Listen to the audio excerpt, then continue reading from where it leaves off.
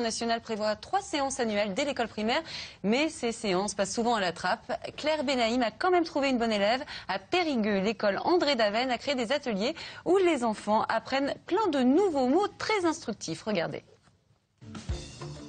Périgueux, son patrimoine architectural, ses spécialités culinaires, mais aussi ses ateliers d'éducation à la sexualité dès l'école primaire. Il y a les spermatozoïdes, on va dire qu'ils mangent l'ovule pour atteindre à l'intérieur.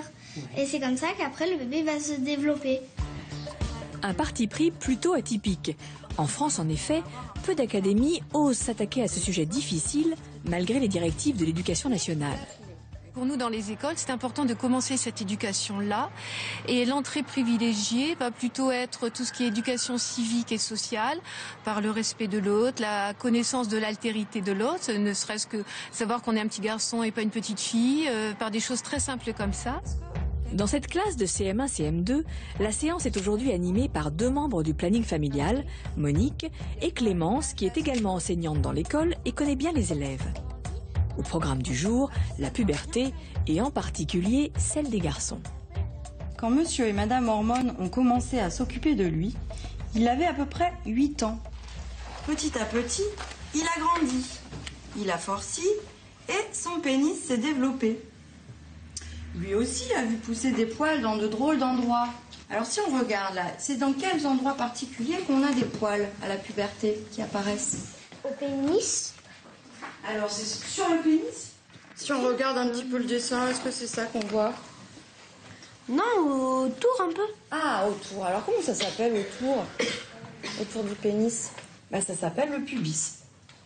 Son pénis s'est mis à grandir et rapetisser, et puis quelque chose de gluant en est sorti. Qu'est-ce que ça veut dire, ça? Je crois que c'est du pipi. Alors tu penses que c'est du pipi. Qu'est-ce que vous en pensez les autres? Je pense que c'est du sperme. Et est-ce que quelqu'un sait comment ça s'appelle quand, justement, ce truc gluant qui s'appelle le sperme, comme on l'a dit, comment ça s'appelle quand il sort du pénis? Ça s'appelle l'éjaculation. D'accord? Les mots qu'on a utilisés pendant la séance, c'est des mots qui peuvent sembler peut-être surprenants quand on les utilise à l'école primaire, mais finalement, c'est des mots de la langue française et qui veulent dire ce qu'ils veulent dire. Voilà. Et même s'ils ont à peine 10 ans, les élèves sont bien contents qu'on leur parle de sexualité. C'est important qu'on nous en parle parce que de toute façon, on l'aurait bien su un jour. Et au moins, on est avancé sur ce qui va se passer pendant l'adolescence ou pas. Les rapports entre les filles et les garçons, les différences. Et effectivement, l'atelier n'est pas qu'un cours d'anatomie. On y fait aussi de la prévention. Quelle est la différence quand on est amoureux et qu'on est enfant et quand on est amoureux et qu'on est adulte? Quand on est adulte, on peut faire l'amour. Voilà. Et quand on est enfant? On peut pas.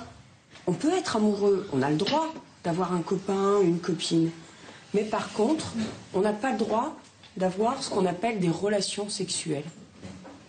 Et ça, on n'a pas le droit jusqu'à un petit peu avant 15 ans. Après 15 ans, si on veut, on peut avoir des relations sexuelles.